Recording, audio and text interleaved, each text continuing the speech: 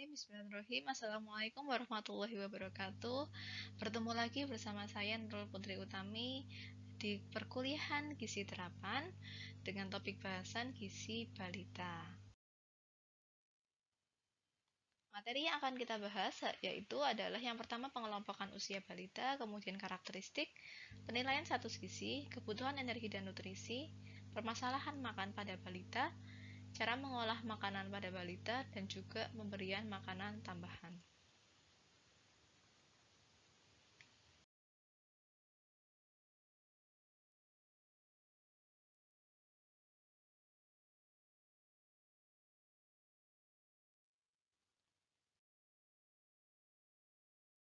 Pengelompokan usia berdasarkan WHO. Oke, balita itu adalah masa-masa ini ya, di bawah 5 tahun gitu ya, termasuk toddlers dan juga preschool ya, prasekolah. Ini adalah pengelompokan usia pada balita.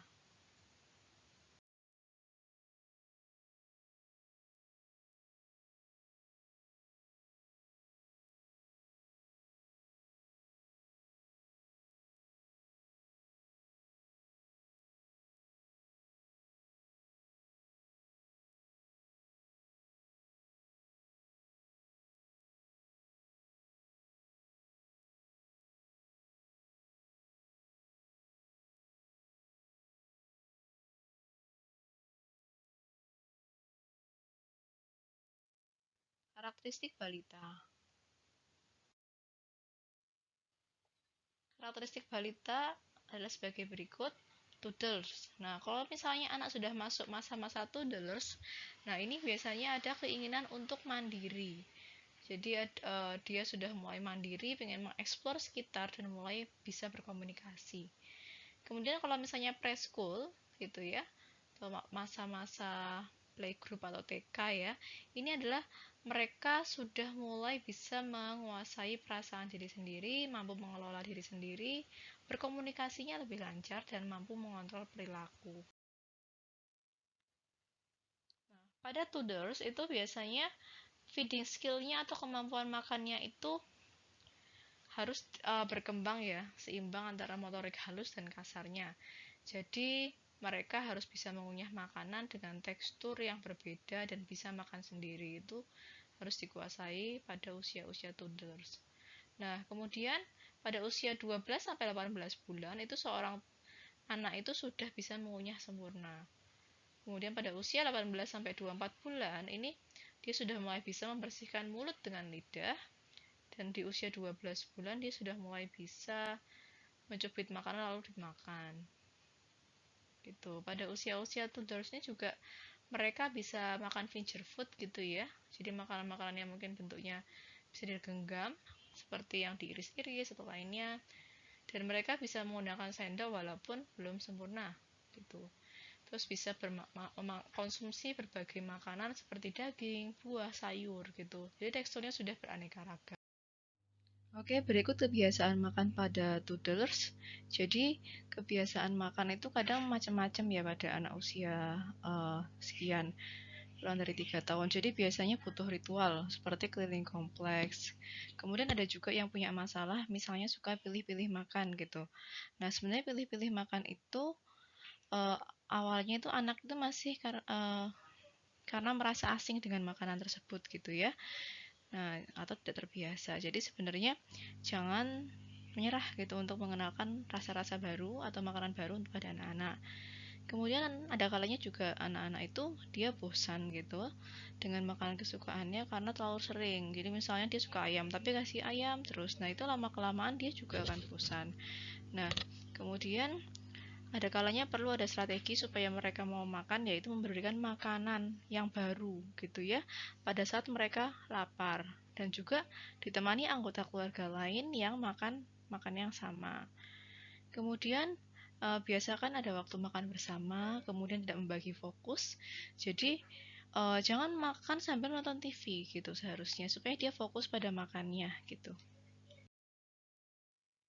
Nafsu makan dan asupan makan pada anak ya. Jadi pada masa toddlers ini ada kalanya anak itu mulai kurang tertarik makan, kemudian nafsu makannya turun, atau gampang terganggu saat makan. Nah, ini adalah suatu hal yang biasa yang terjadi pada toddlers. Nah, jadi kita tetap harus perhatikan porsinya gitu ya, jadi tidak terlalu banyak gitu ya, yang penting sesuai dengan takarannya. Kadang itu orang tua suka memberikan makan yang porsinya banyak gitu, terus akhirnya kenapa? Akhirnya terjadi sisa gitu ya, makanannya nggak habis. Nah, kemudian anak itu dilabeli sebagai anak yang picky eater atau pilih-pilih makan. Padahal seharusnya dia itu kebutuhannya tidak sebanyak itu, orang tuanya aja yang terlalu memaksakan. Kemudian pada masa-masa ini juga sebaiknya hindari makan minuman manis karena ini biasanya menimbulkan rasa kenyang terlebih dahulu, kemudian menyebabkan dia pada waktu makannya itu nanti dia jadi tidak doyan makan. Kemudian waktu makan toddlers nih memang kita perlu berikan jamnya gitu ya, pagi, siang, sore dengan waktu yang teratur, tapi kita juga harus fleksibel. Misalkan dia sudah lapar sebelum waktu makan, itu boleh untuk dia makan gitu ya. Kemudian lebih baik mengontrol porsi makan dari anaknya sendiri gitu kan. Jadi anaknya itu yang mengira-ngira dia butuhnya seberapa gitu ya. Jadi kalau bisa ya dia belajar mengukur gitu apa jumlahnya gitu ya, supaya dia nggak selalu dipaksakan orang tua gitu, karena orang tua kan kadang terlalu targetnya tinggi gitu ya, makanya harus habis sepiring gitu, padahal si anak itu belum tentu kebutuhannya sebanyak itu.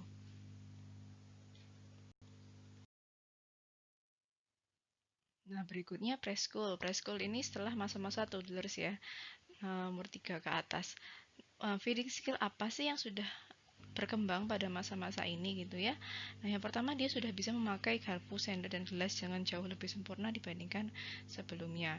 Kemudian dia juga bisa mulai mengiris, mengoles gitu ya dengan pisau. Walaupun beberapa juga masih perlu dibantu. Nah, kemudian juga sudah bisa juga dibiasakan makan tertib ya di meja makan. Nah, pada masa preschool ini biasanya kebiasaan makannya itu ini ya, nafsu makannya meningkat karena memang pada masa ini terjadi pertumbuhan yang cepat. Nah, dengan nafsu makan meningkat ini, jadinya BB dan TB-nya akan cepat naik.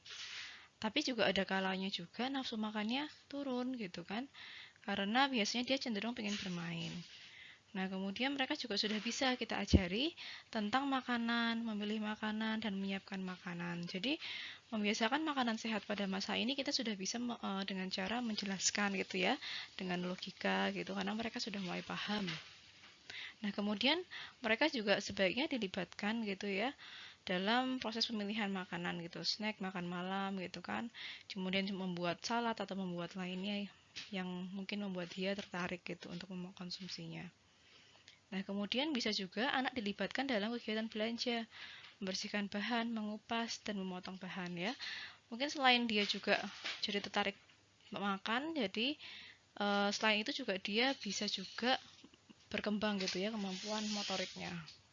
Kemudian anak itu sudah mulai bisa belajar kebiasaan makan dari keluarga dan bisa dipengaruhi oleh media. Kadang mereka suka pilih-pilih ya karena yang di TV itu yang mereka pengenkan gitu ya, yang dia lihat di iklan gitu misalnya. Nah, kemudian kadang makanan yang rasanya asing itu dia juga suka pilih-pilih gitu ya, masih suka pilih-pilih.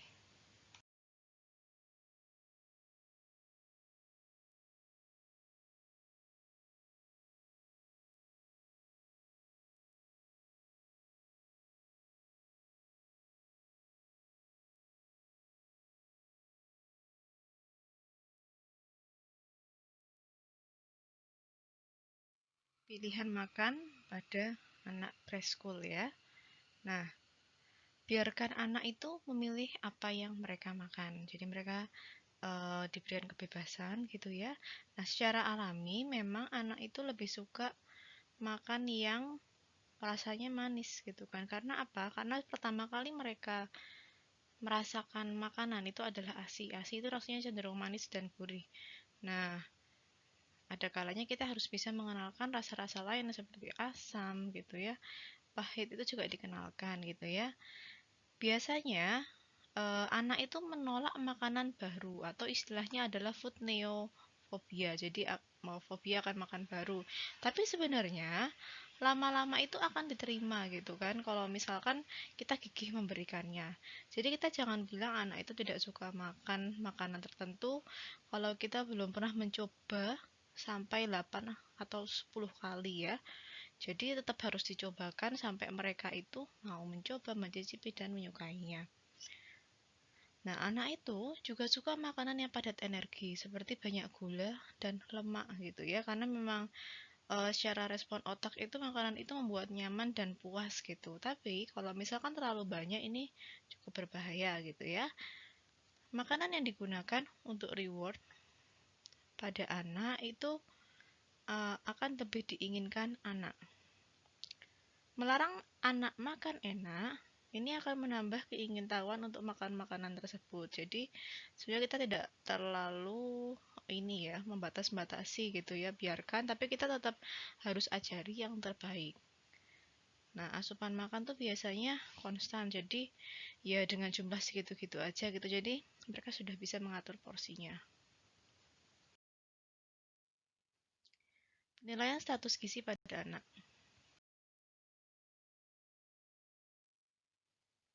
Itu kita bisa lihat dari apa gitu kan status gizinya pada anak balita. Kita bisa melihat dari grafik. Jadi ada grafik namanya grafik pertumbuhan yang mana yang dilihat itu bisa berupa berat badan, tinggi badan, kemudian dibandingkan berdasarkan usianya. Tinggi badan per usia ini adalah untuk mengecek suatu anak itu apakah stunting atau tidak. Kemudian berat badan per tinggi badan. Nah, ini untuk melihat apakah dia dibandingkan tinggi badannya itu berat badan sekian itu tergolong kurus atau gemuk. Nah, misalkan dia sudah lebih dari 2 tahun, kita bisa gunakan grafik namanya indeks massa tubuh per usia. Pertumbuhan normal pada anak.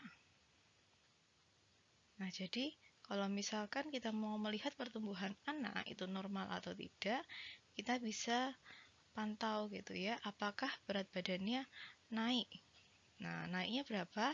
Sebesar 0,23 kilo per bulannya. Nah, itu kita bisa buat standar patokan anak itu naik dengan sesuai dengan harapan. Kemudian tinggi badan itu harapannya naiknya juga per bulannya 1 cm. Sedangkan kalau misalkan usia anak prasekolah, ini naiknya 2 kg atau 2 kilo per tahun. Jadi lebih lambat ya, tapi standarnya berbeda. Jadi kalau misalnya dalam waktu 1 bulan kok naiknya bukan 1 kilo, itu masih normal karena kenaikannya adalah 2 kilo per tahunnya. Kemudian untuk tinggi badan itu normalnya adalah pertambahannya 7 cm per tahunnya, karena memang sudah melalui proses perlambatan pertumbuhan dibandingkan masa toddler. Kebutuhan energi dan nutrisi.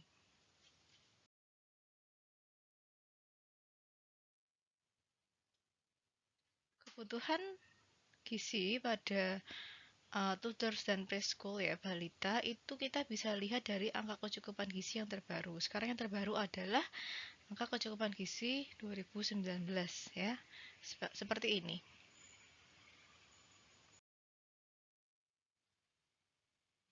Kemudian kita juga bisa menghitung kebutuhan energi dengan cara manual ya. Ini mungkin kita untuk pengetahuan aja, tidak harus dilakukan. Lebih baik kalau kalian pakainya AKG aja. Jadi nanti dihitung per berat badannya. Kalau cara ini ya, dikurangi 100 tambah 20 kemudian dikali faktor aktivitas gitu.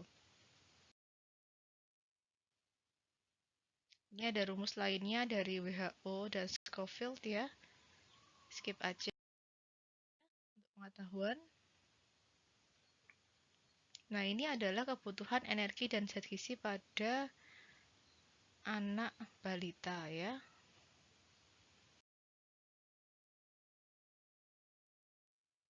Permasalahan makan pada balita. Permasalahan makan pada balita. Permasalahan makan pada balita itu yang pertama adalah aktivitasnya meningkat tapi asupannya menurun. Nah, ini dampaknya adalah si balita itu nanti dia akan underweight dan juga defisiensi zat gizi. Nah, tapi kalau misalnya aktivitasnya rendah, kemudian asupannya tinggi, dampaknya obesitas overweight. Kemudian ada masalah lain yaitu picky eater atau pilih-pilih makan. Kemudian ada istilahnya pika, suka makan-makan yang nggak lazim untuk dimakan, gitu ya. Kemudian juga kadang gampang sakit-sakitan atau infeksi. Dan juga biasanya ada masalah alergi gitu. Cara mengolah makanan pada balita.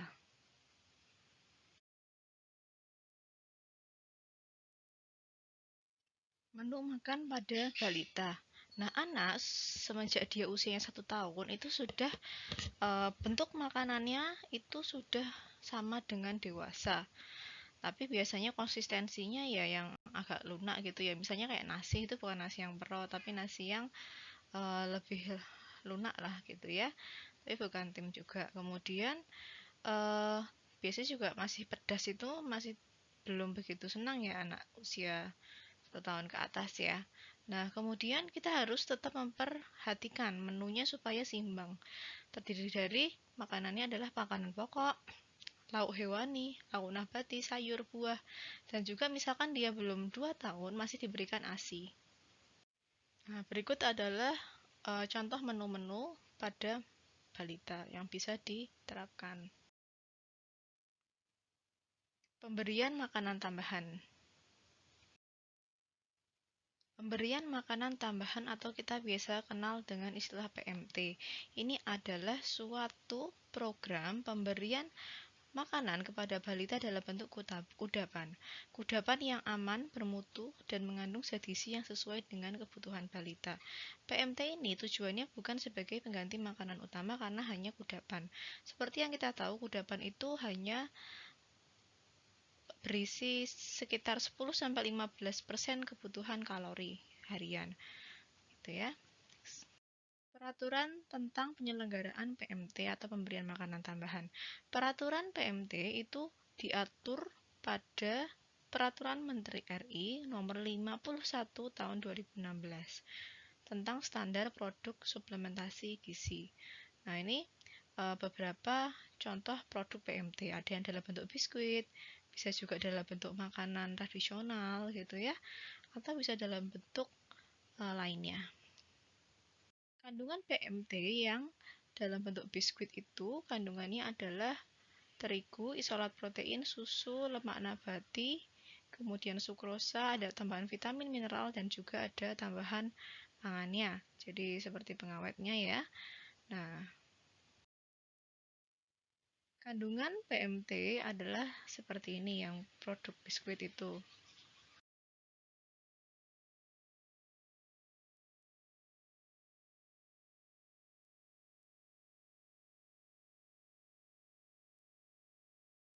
Nah, bagaimanakah evaluasi hasil program PMT tersebut?